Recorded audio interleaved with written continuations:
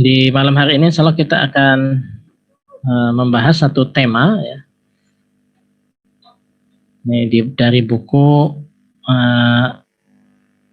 Ya Allah Jadikan Kami Ahlul Quran ya. Ini kumpulan taujihnya beliau ya. Motivasi yang beliau buat, beliau ceramahkan dan beliau tulis. Ini yang seri 1 ya, yang seri 1 tausiah pertama. Yang jadilah ahlul Quran. Jadilah ahlul Quran.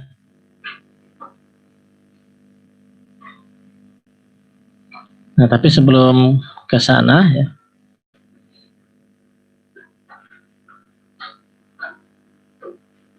sedikit tadabbur ya atas kandungan surat Asy-Syura ayat 52.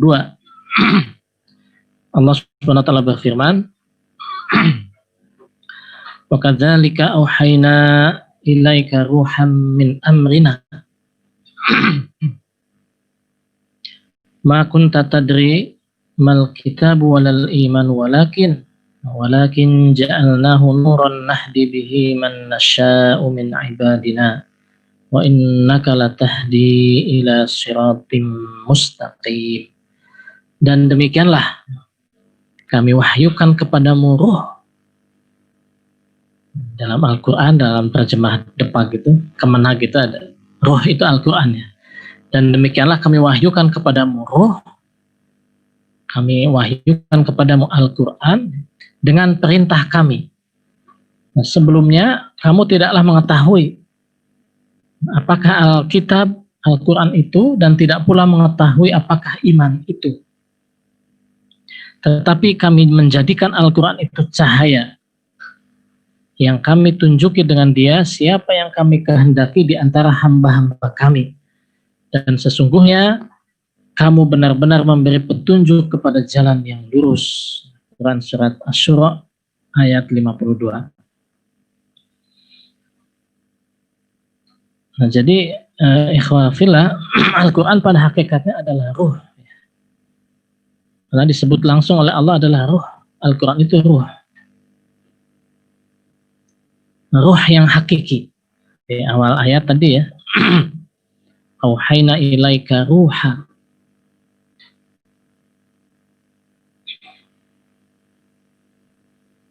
Ruham min amrina. Dan kita paham definisi orang hidup. Orang hidup adalah orang yang memiliki roh. Orang yang memiliki roh. Sedangkan orang yang mati, mayat, jenazah, adalah orang yang telah berpisah ruhnya dari jasadnya.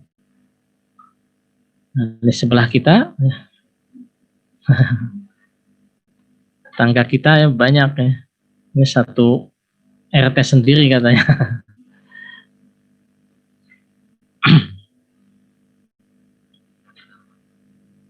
Yang di sebelah kita ini adalah orang-orang yang telah berpisah ruhnya dari jasadnya. Saya beberapa kali ikut gali ya.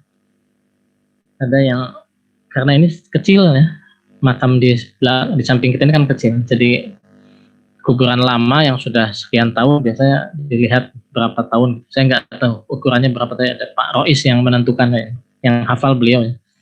Itu dilihat tahunnya terus tentukan di sini. Itu digali lagi. Nah, ya beberapa kali yang ditemukan tulang belulang. Tinggal tulang belulang, kadang tidak tahu itu tulang apa ya. Karena memang sudah saking lamanya. Pernah lihat tengkoraknya gitu lah. Yang masih agak kelihatan gitu ya, tengkorak kaki yang misalnya agak ini. Gak takut kan ini? Kok kayak tegang.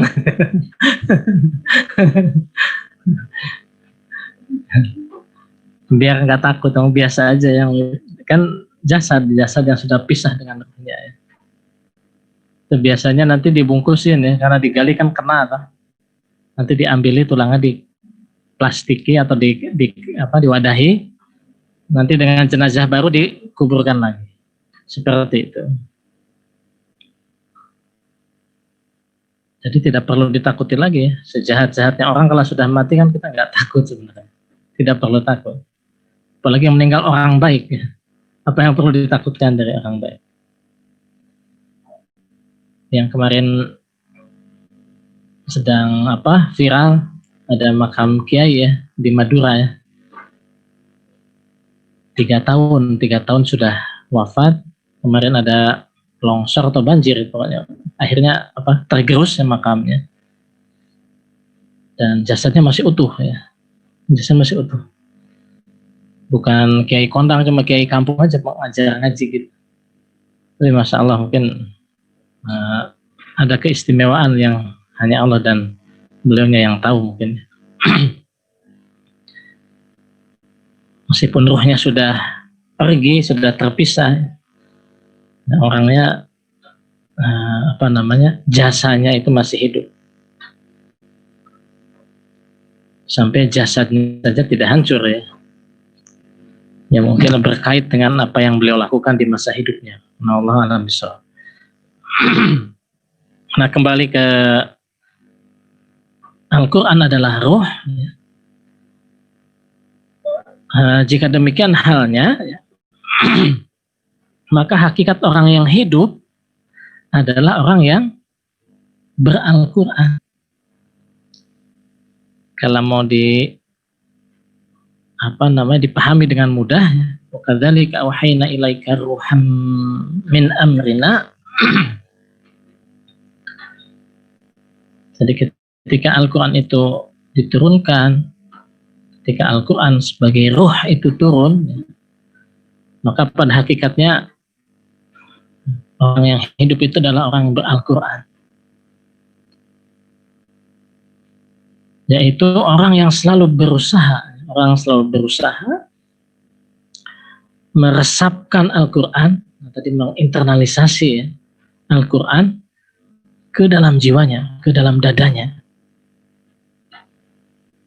dengan membacanya, dengan menghafalnya, bahkan mentadaburinya, tentu mengamalkan dan mendakwahkannya. Itulah cara orang ber-Al-Quran dan itulah manusia yang hidup.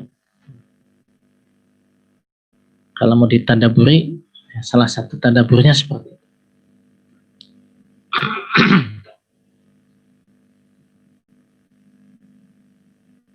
Nah, ikhwan dan akhwat yang dimuliakan oleh Allah Subhanahu wa taala, dan sesungguhnya ya, di sebuah hadis ya Rasulullah SAW bersabda, Inna lillahi ahlina min khalqih, qila wa man ahlullah, ahlul Quran wa khassatuh, ahlul Quran wa khassatuh. Nah, sesungguhnya Allah memiliki keluarga di antara manusia. Siapakah keluarga Allah itu? Bertanya seorang sahabat, kila. Bertanya seorang sahabat, waman ahlu. Siapa keluarga Allah itu? Maka dijawab, ahlul Quran wa khassatuh. Mereka adalah ahlul Quran dan orang pilihan Allah. Di surat Ibnu Majah.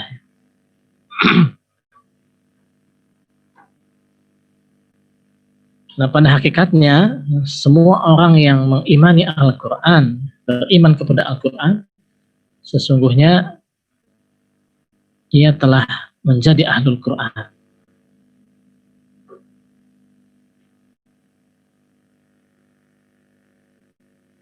Ia telah menjadi keluarga Quran, menjadi keluarga Allah di antara manusia.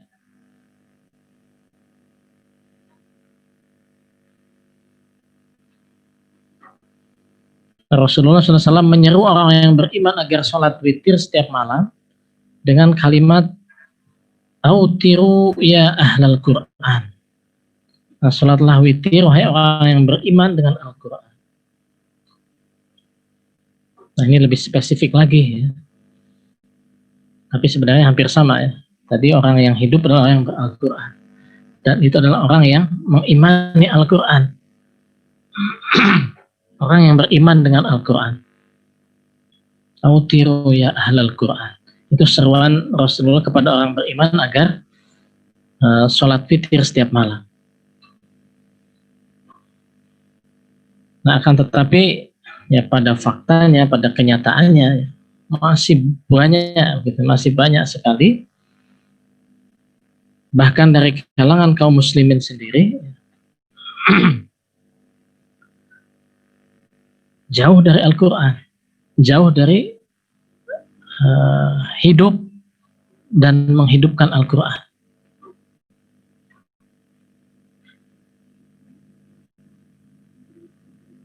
Dan Al-Quran sudah secara gamblang ya, sudah secara jelas ya, tersurat, bahkan di Quran surat Fatir ya, surat yang mungkin juga familiar, sering didengar dari ceramah para alim, para guru, para ustadz ya. Ketika Allah SWT berfirman, "Tsumma arasnal kitabal ladzina istafaina min ibadina faminhum zalimun li nafsihi wa minhum muqtasid wa minhum sabiqum bil khairati bi idznillah. Dzalika huwal fadlul kabir." Kemudian kitab ini, Al-Quran ini, kami wariskan kepada orang-orang yang kami pilih di antara hamba-hamba kami. Memang jadinya pilihan ya. Allah pilih pada di antara mereka ada yang zalimul li nafsi, menganiaya diri mereka sendiri. Wa minhum, dan sebagian dari mereka muqtasidun ya. Di antara mereka ada yang muqtasid, pertengahan, setengah-setengah. Wa minhum sabiqum bil khairati biiznillah. Dan sebagian dari mereka orang-orang yang bersegera, ya, sabiq, orang yang segera atau lebih dahulu ya. Sabiq bersegera, maksudnya berbuat kebaikan bil khairat biiznillah, dengan izin Allah. Dzalika huwal fadlul kabir. Yang demikian itu adalah karunia yang amat besar. Quran surat Fatir ayat 32. Maka dihadapkan dengan Al-Quran, manusia itu terbagi setidaknya menjadi 3 ya. Kalau tiga golongan besar, kalau dirinci lagi bisa lebih banyak, karena ada intensitasnya mungkin yang berbeda-beda ya. Kadarnya bisa berbeda-beda, tapi setidaknya terbagi menjadi 3 golongan besar. Nah, yang pertama zalimul li nafsi, orang yang menganiaya diri sendiri. Nah, sesungguhnya Allah Subhanahu wa taala telah memberikan kepada semua orang beriman kesiapan untuk berinteraksi dengan Al-Quran aslinya itu. Kesiapan untuk beriman kepada Al-Quran, berinteraksi dengannya, beribadah kepada Allah Subhanahu wa taala sesuai tuntunan Al-Quran. Tapi mereka zalimul li nafsi, telah menganiaya diri sendiri dengan tidak memanfaatkan, dengan tidak menjadikan Al-Quran itu sebagai hudan, sebagai petunjuk, sebagai hidayah. Bahkan mereka melanggarnya, bahkan justru melanggarnya, melampaui batas, menabraknya.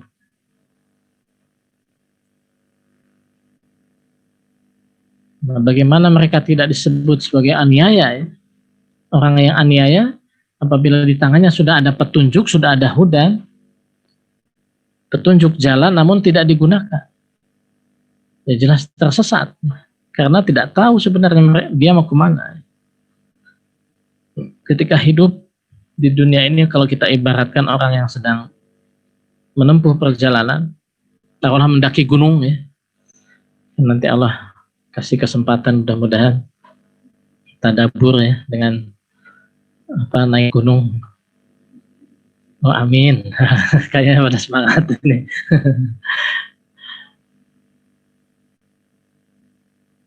Bisa tersesat ya kalau kita tidak mengenal gunung itu, dan satu-satunya yang akan menyelamatkan kita, memandu kita adalah petunjuk jalan. rambu-rambu, peta kharitah, ya. Peta yang kita bawa. Bahkan tidak sekedar peta ya, tapi cara membaca petanya juga harus tahu. Nah, beruntung ada guide ya. Misalnya kita kalau naik gunung jangan memberanikan diri ya, hanya berbekal peta padahal kita belum pernah naik gunung itu. Apalagi sebenarnya peta kontur ya. Kalau orang geografi tahu nih. Peta kontur, tapi kalau bukan orang geografi nggak tahu peta kontur itu seperti apa. Ada yang geografi. Nah, bisa salah baca ya, bisa salah baca. Maka harusnya ada pemandu, ada musyrif, ada pembimbing, ada murabbi yang menuntun kita untuk membaca peta itu dan mencontohkan atau membimbing kita menuju jalan yang semestinya.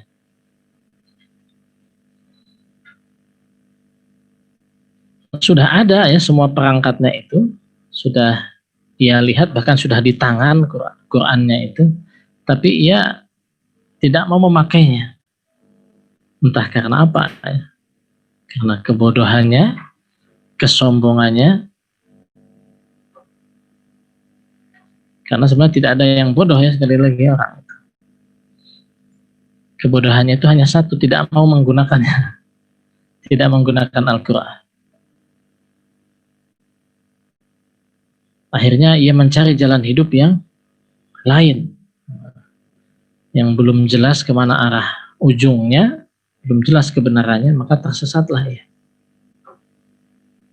Nah, ini yang zalimul li nafsi. Kemudian yang kedua muqtasidun. Muqtasid adalah orang yang sudah beriman kepada Al-Quran, beriman kepada Allah, beriman kepada kitabnya, namun ia baru melaksanakan sebagiannya saja dan masih meninggalkan sebagian yang lain.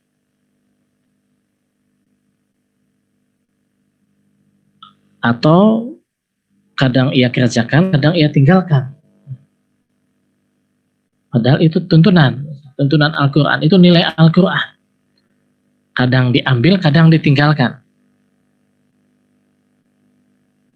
Ada yang diambil terus, ada yang ditinggalkan terus, bisa jadi seperti itu. Intinya separuh-separuh, setengah-setengah. Nah, ada makna tidak konsisten, ya kadang diambil, kadang dilepas gitu. Tidak istiqomah. Tidak istiqomah dengan Al-Quran sebagai petunjuk hidupnya. Kadang dimanfaatkan, kadang ditinggalkan. Kemudian kembali lagi kepada Al-Quran, ditinggalkan lagi. Kembali menjauh lagi. Nah, ini muqtasid seperti itu. Nah, kondisi muqtasid ini pada posisi yang sebenarnya bisa berbahaya, karena selangkah lagi ya menuju ke kezaliman, bisa jatuh ke kategori zalimul li nafsi, karena kadang jauh kadang kembali kayak seperti itu ya. Dan sebaliknya juga berpotensi baik, menguntungkan ya. Karena hanya selangkah lagi menuju yang kedua, yang ketiga, sabiqum bil khairat.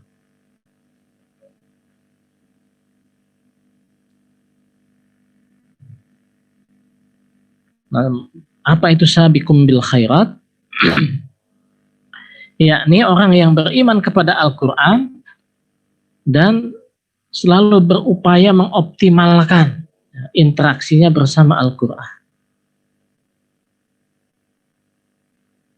Nah, ini yang sabiqum bil khairat. Mereka terus berusaha membaca Al-Quran sebanyak-banyaknya. Mereka berusaha bahkan menghafalkan Al-Quran. Berusaha menyimpan 30 juz itu di dadanya. berusaha melancarkan. Ustaz Aziz bahasanya itu sering kesini nih ya, memotivasi kita menghafal 30 juz selancar surat Al-Fatihah. Masya Allah. Amin, mudah-mudahan diberi karunia ya. 30 juz selancar Al-Fatihah. Kemudian mereka juga terus berusaha memahami isi Al-Quran. Selalu mentadaburi, menghayati, dan mengamalkan isi Al-Quran dalam kehidupan sehari-hari. Ini yang sabiqum bil khairat. Maka jejak Al-Quran dalam dirinya terlihat nyata. Dan terlihat nyata dalam kesehariannya, baik itu dalam ibadah, akhlak, tingkah laku, dalam pengorbanannya di jalan Allah, itu sangat-sangat nyata terlihat. Kata seorang alim, Al-Quran itu sebenarnya cermin diri. Kalau ingin mengetahui kita yang baik, karena kita kan semua orang potensinya itu fitrah ya, potensi baik, punya potensi baik. Dan kalau kita juga ingin melihat potensi buruk kita, maka bercerminlah dengan Al-Quran. Karena akan Allah nampakkan begitu ya, akan Allah nampakkan sisi kita yang baik yang harus dipertahankan, ditingkatkan. Tapi juga Al-Quran akan memperlihatkan sisi kita yang buruk, yang jelek, yang harus diperbaiki, yang jelek-jelek itu harus ditinggalkan. Memang Al-Quran itu cermin, betul-betul menjadi cermin kalau kita ingin memperbaiki diri.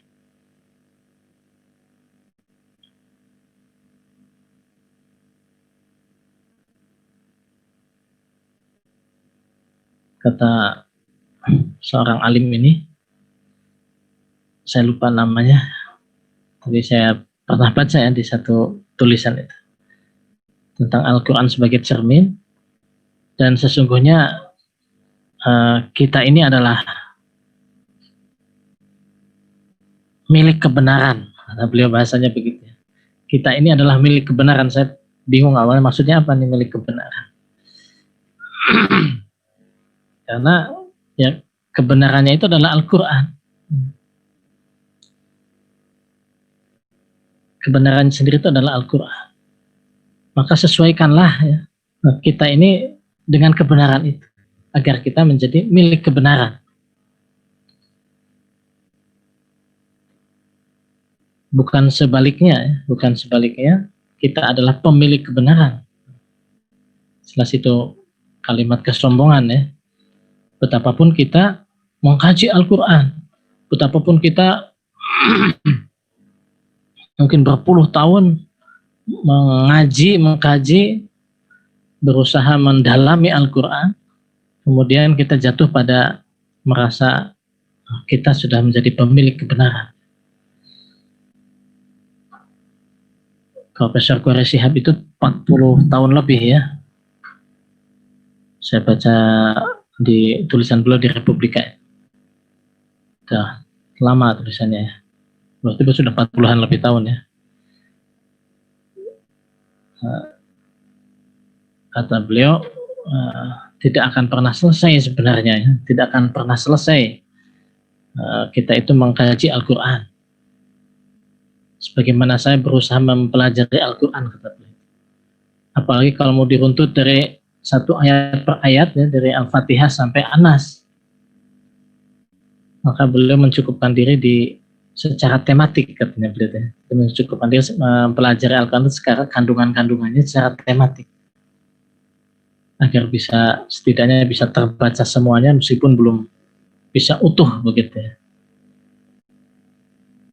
Belum bisa rinci maksudnya, karena Al-Quran terus kalau digali itu nggak selesai-selesai. Karena memang Al-Quran akan menjawab setiap zaman ya, tantangan zaman. Jadi yang bisa dilakukan adalah mengkaji Al-Quran ya, mengkaji kebenaran aslinya, kebenaran Al-Quran ya, sesuai dengan tuntutan kita sesuai tuntutan zaman kita. Dan sabiqum bil khairat, orang yang bersegera dalam kebaikan inilah yang menjadi sosok yang disebut ahlul Quran, keluarganya Al-Quran, karena ia selalu bersegera ketika ada seruan dari Al-Quran, dia akan segera menyambutnya dengan segera, dengan tidak menunda-nunda.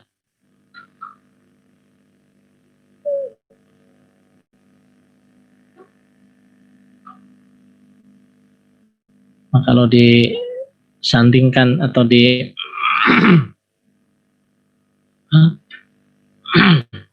disandingkan dengan tuntutan zaman, maka orang yang sabiqun ini akan segera kembali kepada Al-Quran untuk menemukan jawabannya. Apalagi kalau hanya urusan-urusan pribadinya, dia akan selalu berkembali kepada Al-Quran. Kalau ia berhadapan dengan tuntutan umat, tuntutan zaman, maka ia akan segera kembali kepada Al-Quran.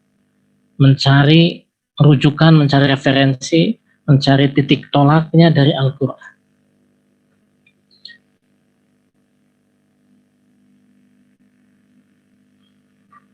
Nah, apa yang menjadi ciri dari sabiqun ini, orang yang bersegera ini, ada 3. Pada 3 ciri dari orang yang disebut sabiq, yakni orang yang bahagia dan penuh kerinduan kepada Allah. Dia selalu bahagia dan penuh kerinduan kepada Allah Subhanahu wa Ta'ala.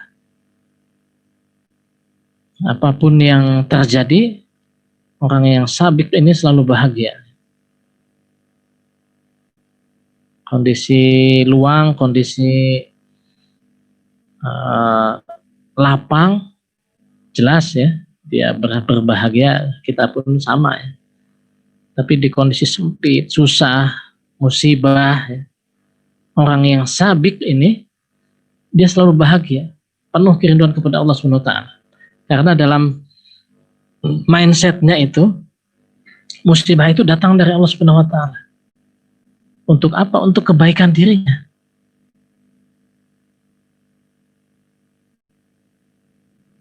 Ada seorang ahli hikmah, ya, seorang hukama, ketika ditanya kenapa engkau tidak marah, ya, tidak balik benci begitu kepada seseorang yang memaki-maki, kepada seseorang yang membenci engkau, membenci kamu. Apa kata hukama ini? Tidaklah mungkin aku membencinya. Karena bagiku dia adalah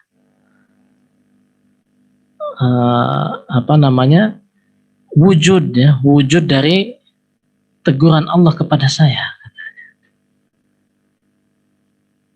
Nah, orang yang sabiqun itu kira-kira seperti itu, selalu begitu, akan selalu mengembalikan semua hal kepada Allah Subhanahu wa Ta'ala. Jadi dia kata beliau itu, saya tidak mungkin marah, saya tidak bisa marah kepada seseorang yang telah Allah gerakan ya lisannya untuk menghardik saya. Dan barangkali memang harus ada yang saya perbaiki. Jadi pandangannya selalu positif ya. Akhirnya ya bahagia, selalu bahagia, selalu penuh kerinduan kepada Allah SWT. Merasa disapa ya ketika ada musibah itu, betul-betul merasa diingatkan oleh Allah SWT.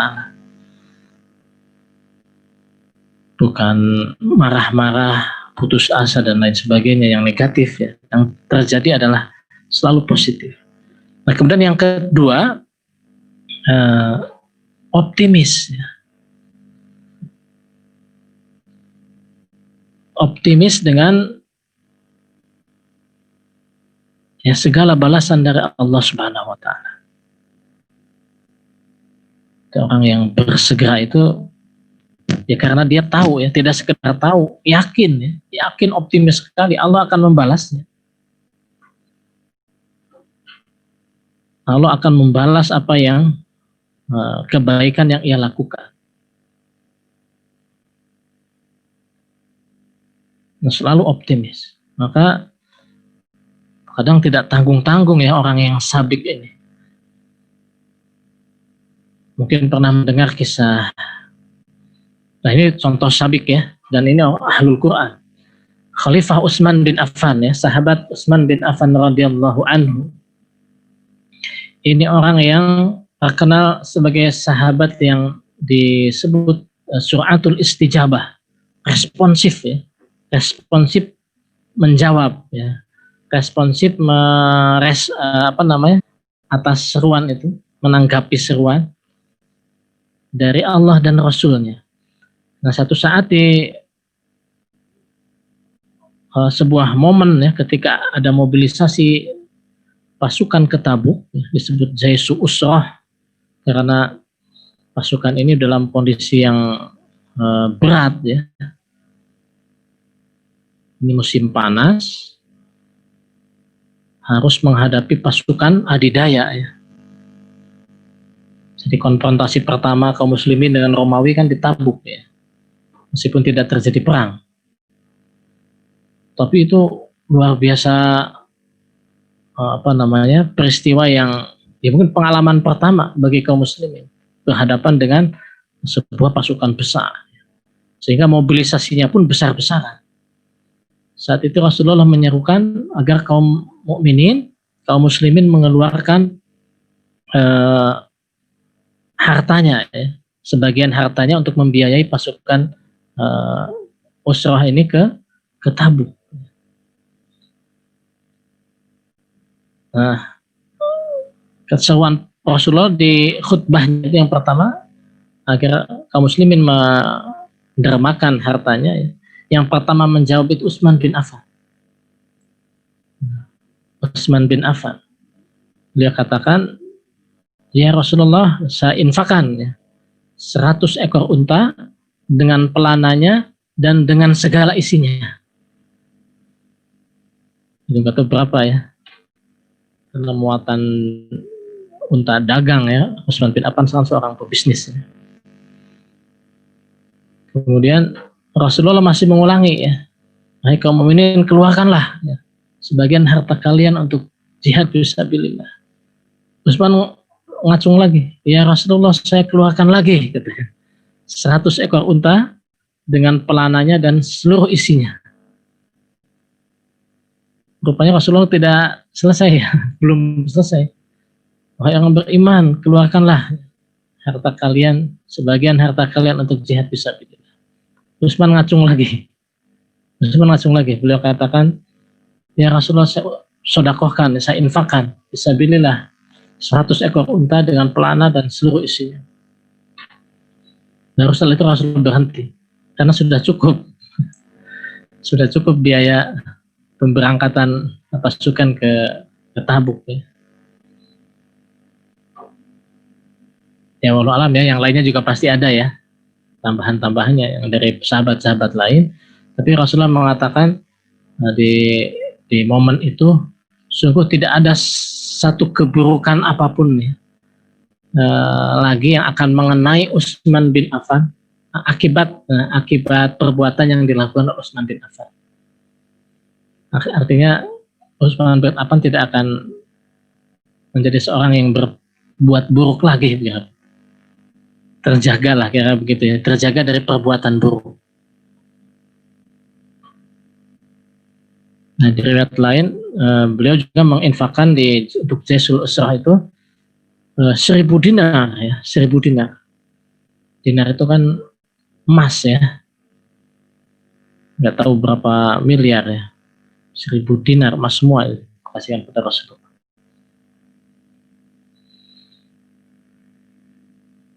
Dan di samping itu beliau juga orang yang ikut berangkat ke Tabuk.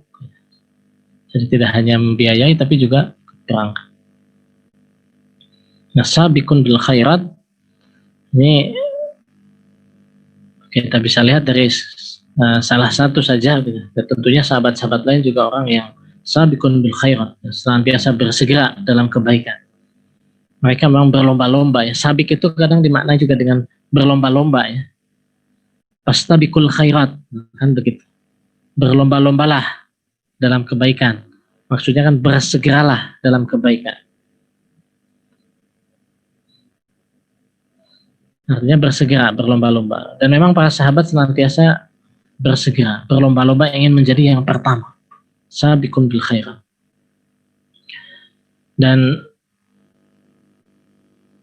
kemudian yang ketiga ya, ciri dari sabiqun bil khairat, sabiqun bil khairat adalah penghambaannya yang utuh.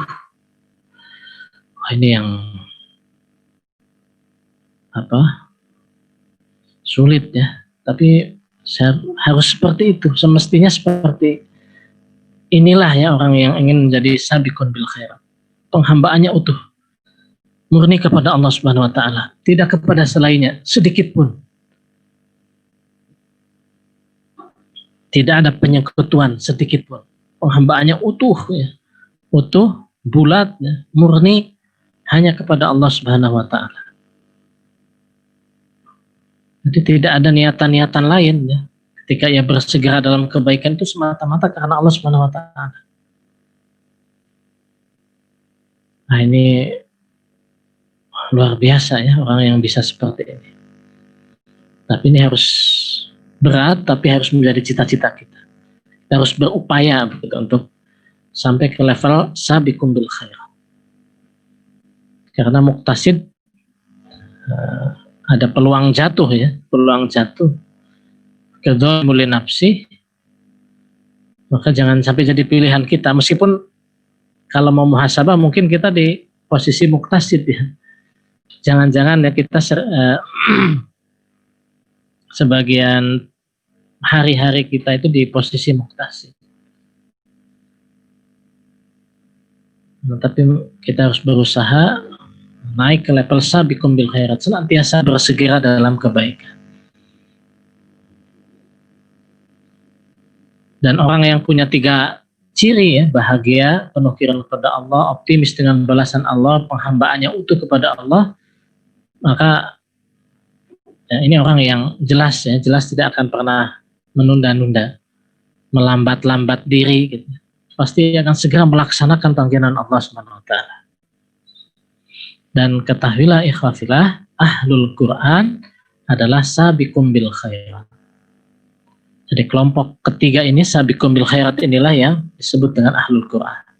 Dan seharusnya inilah yang senantiasa didambakan oleh setiap orang-orang yang beriman. Dan kita punya peluang yang sama untuk mencapai predikat sabiqun bil khairat ini. Baik, ikhwan dan akhwat fillah,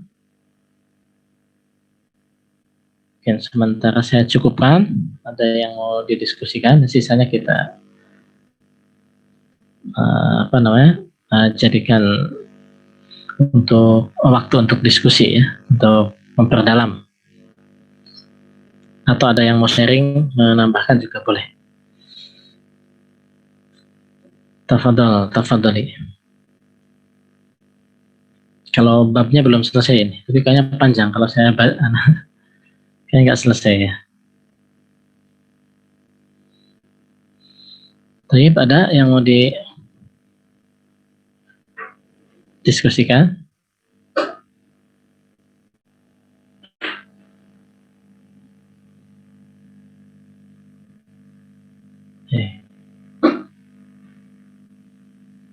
Chat masih kosong chatnya. Belum ada? Kalau belum ada, saya lanjut dikit ya. Tadi sabiqun bil khairat ya. Yang berikutnya ciri-ciri dari ahlul Quran. Ya sebenarnya ini terjemahan dari itu ya, terjemahan dari sabiqun bil khairat juga. Nah, yang pertama, selalu bersemangat. Selalu bersemangat dalam melaksanakan semua amal soleh. Semua amal soleh yang sudah Allah perintahkan, Allah syariatkan, yang sudah dituntunkan oleh Rasulullah SAW, maka mereka selalu bersemangat Ini contoh ahlul Quran. Dan Abu Bakar radhiyallahu an dikenal sebagai sahabat yang sabak. Artinya tidaklah Rasulullah SAW melakukan suatu amal soleh kecuali Abu Bakar akan segera melakukannya. Nah, sampai-sampai Umar bin Khattab ini ghibthah, iri dalam hal kebaikan ya kepada Abu Bakar. Mungkin kisahnya sudah populer ya, mafhum.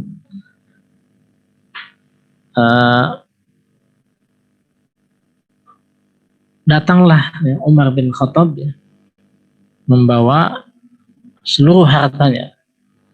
Ini bukan tentang besar kecilnya ya, karena Umar bin Khattab orang yang sangat bersahaja. Mungkin kalau berbilang ya Utsman bin Affan banyak, tapi yang dibawa Affan bukan seluruh ya, separuh hartanya. Separuh harta yang dimilikinya itu ia bawa ke hadapan Rasulullah dan kemudian diinfakkan. Ya Rasulullah, ini infak saya fisabilillah. Tapi kemudian rupanya Abu Bakar datang ya, dengan seluruh hartanya. Dan Abu Bakar mengatakan, ya Rasulullah, ini seluruh harta yang saya miliki. Seluruhnya saya infakkan fisabilillah. Dan memang selalu seperti itulah Abu Bakar ya. Totalitasnya itu sulit ditandingi oleh sahabat-sahabat lain. Maka beliau dikenal sahabat yang sabak itu karena semangat dan totalitasnya melaksanakan amal soleh selalu di posisi puncak ya. Bukan berarti sahabat lain tidak semangat, ya semangat, tapi dengan kadar yang berbeda-beda.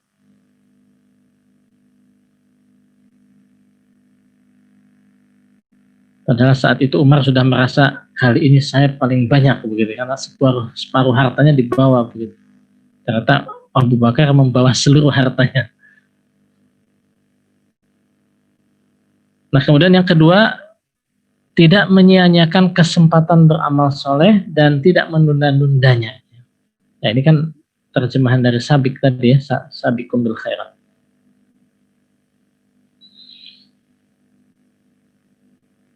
Satu riwayat tentang Umar bin Abdul Aziz, khalifah yang digelari Khulafaur Rasyidin kelima. Jadi ada para ahli sejarah, ahli tarikh Islam. Sebenarnya Khulafaur Rasyidin itu 5. Yang kelima adalah Umar bin Abdul Aziz. Karena Umar bin Abdul Aziz lah yang mengikuti Khulafaur Rasyidin yang keempat. Dalam banyak hal beliau mengikuti betul. Kesederhanaannya, kesahajaannya, totalitasnya itu ditunjukkan betul oleh Umar bin Abdul Aziz. Nah, saat itu Umar bin Abdul Aziz ketika dilantik menjadi khalifah, beliau ingin beristirahat. Ya wajar ya, namanya manusia ingin istirahat. Manusiawi. Kemudian ada yang bertanya, wahai Amirul Mukminin, kapan Anda akan bekerja? Beliau menjawab, nanti sore. Ya, mungkin capek atau nanti sore ya. Tapi kemudian orang itu mengatakan, entah siapa yang tidak disebutkan, terus siapa yang akan menjamin bahwa usia Anda sampai sore? Beliau langsung terbangun gitu dari istirahatnya ya, dan segera bekerja kembali mengurus umat dan meninggalkan waktu istirahatnya.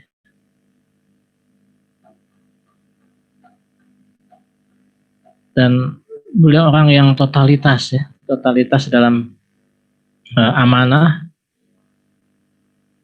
juga orang yang sangat warok ya, sehingga beliau melepas seluruh harta bendanya ya, diinfakkan ke Baitul Mal karena khawatir orang melihat beliau bukan orang miskin ya, karena turunan bangsawan. Beliau masih cicit dari Umar bin Khattab. Tapi beliau infakkan seluruh hartanya ke Baitul Mal, dan beliau sangat berhati-hati dengan fasilitas negara. Ya. Kewarawannya itu luar biasa. Sampai-sampai satu saat beliau didatangi oleh anaknya ya di kondisi malam.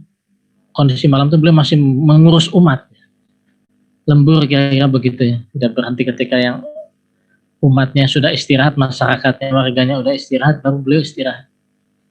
Dan waktu yang diberikan pada keluarganya ya setelah itu, setelah selesai mengurus umat, maka anaknya datang di malam hari.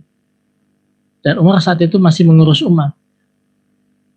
Nah, ketika anaknya datang, tiba-tiba beliau matikan lampu itu. Beliau tiup lampu itu dan mati. Anaknya kaget, ayah kenapa? Kenapa dimatikan? Gitu ya. Ini lampu negara katanya. Minyaknya dari negara. Ini minyaknya dari negara. Bukankah kamu akan berurusan denganku tentang keluarga katanya. Kalau urusan keluarga ya harus jangan pakai fasilitas negara. Ini Masya Allah ya, orang yang sangat pemimpin yang sangat wow.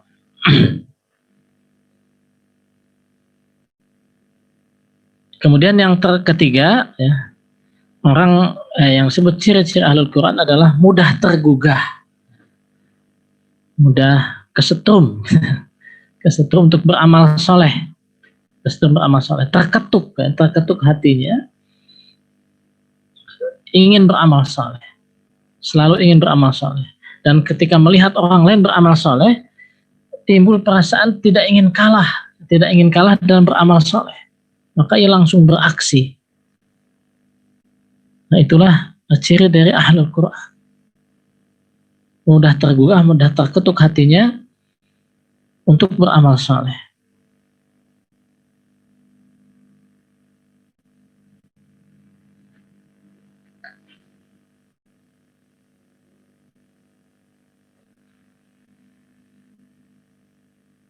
Kemudian bagaimana langkah-langkah mencapai predikat ahlul Quran, menggapai sabiqum bil khairat.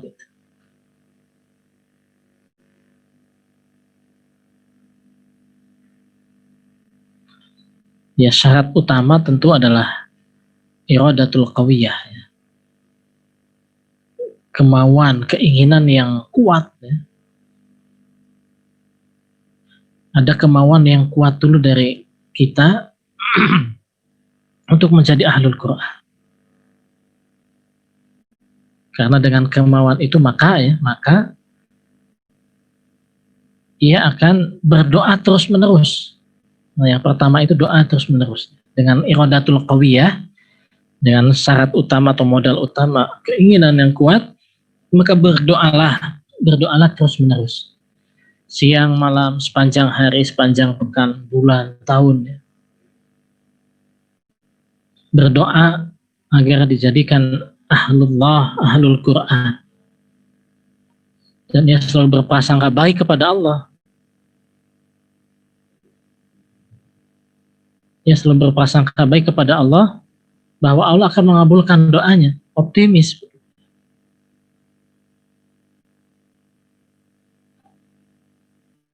Yakin, optimis.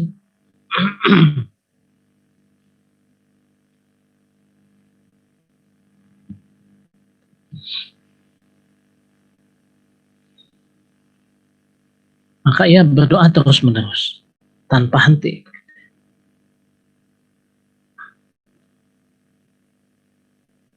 Nah kemudian yang kedua, ia menjadikan Al-Quran sebagai agenda pertama dan utama. Tidak hanya pertama, tapi memang utama. Kenapa pertama? Ya karena utama.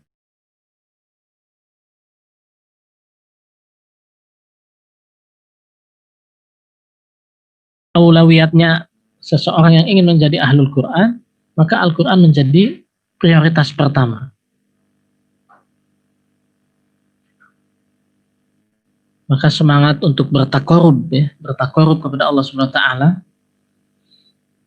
ingin lebih dekat dengan Allah Subhanahu wa taala, mendorong ia untuk beribadah kepada Allah dengan penuh kesungguhan, totalitas sebagai persiapan kehidupannya di akhirat.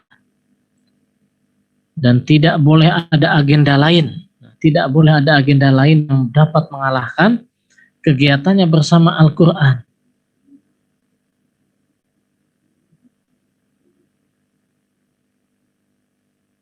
Ya, kecuali ada udzur syar'i, kondisi darurat. Tapi meskipun seperti itu, ada udzur syar'i, ada kondisi darurat, pikirannya selalu terbayang-bayang. Semisal ya, sudah dijadikan prioritas pertama, utama, tapi kemudian harus dikalahkan karena udzur syar'i. Sakit misalnya. Sakit sehingga dia tidak bisa apa-apa begitu untuk menghafal, apalagi untuk mendakwahkan Al-Quran.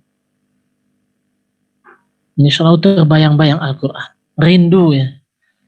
Jika dirinya tidak bisa baca Al-Quran yang banyak, tidak bisa murojaah, tidak bisa menghafal. Sedang sakit pun, sakitnya itu dikalahkan dengan sakit hatinya itu ketika tidak bisa berdekat dengan Al-Quran. Ya, bersyukur bisa mendengarkan ya. Ada murotal di setel di HP misalnya atau di alat lainnya.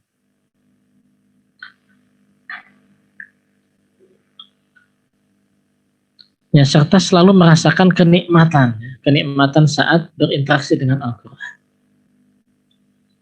Mendengarnya, membacanya ya, tilawah, mentadabburinya, yang ia rasakan adalah kenikmatan.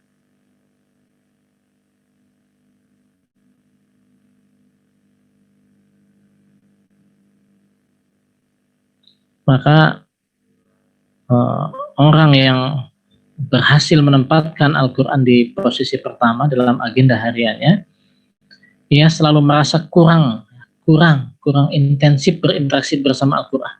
Ada perasaan selalu kurang, tidak puas. Ketika tidak puas, maka hari berikutnya dia berusaha lebih keras lagi, berusaha lebih sungguh-sungguh lagi. Kemudian dengan iradatul qawiyah, keinginan yang kuat, ia berusaha memahami dan mentadabburi Al-Quran serta benar-benar menjadikan Al-Quran sebagai rujukan dalam seluruh aspek kehidupannya. Ini yang berikutnya ya. Setelah dijadikan agenda yang pertama utama, ia berusaha memahami dan mentadabburi Al-Quran. Al-Quran dijadikan referensi, marja dalam seluruh aspek kehidupannya. Kehidupan apapun.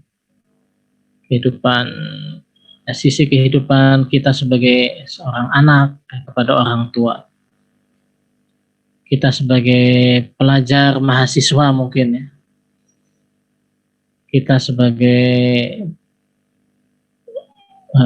guru, pekerja, atau apapun profesi kita, selalu berusaha kembali kepada Al-Quran. Kemudian yang terakhir, dengan iradatul qawiyah, kemauan yang kuat, ia berusaha menyebarkan fikrah Al-Quran. Kepada siapa? Kepada umat. Berusaha mengajarkannya, baik itu pengajaran tilawah. Nah, ini saya ditanyain terus nih yang sono itu. Sono Blotan ya. Anak-anaknya sudah nunggu katanya. Tapi ini kondisi malah lagi naik ya, pandemi. Mudah-mudahan segera berakhir. Amin. Menghafalnya sampai memahamkan isinya, itu bagian dari menyebarkan fikrah. Nah, inilah ikhwan wa akhwat fillah, 4 langkah ya, dengan modal utama iradatul qawiyah, kemauan yang kuat. Dengan 4 langkah tersebut, maka insya Allah kita akan sampai kepada makom ya, biiznillah, dengan izin Allah, Maqam ahlul Quran, maqam ahlullah yang sabiqum bil khairat. Baik, itu yang bisa saya sampaikan. Ya. Cukup. Sepertinya tidak ada pertanyaan. Di chat juga tidak ada. Baik, kita akhiri ya. Ini pas. Sepertinya kecepatan ya jamnya. Kecepatan dikit. Baik, kita cukupkan. Kita akhiri dengan hamdalah dan kafaratul majlis. Alhamdulillahirabbil alamin. Subhanakallahumma bihamdika asyhadu an la ilaha illa anta astaghfiruka wa atubu ilaik. Afu minkum. Assalamualaikum warahmatullahi wabarakatuh.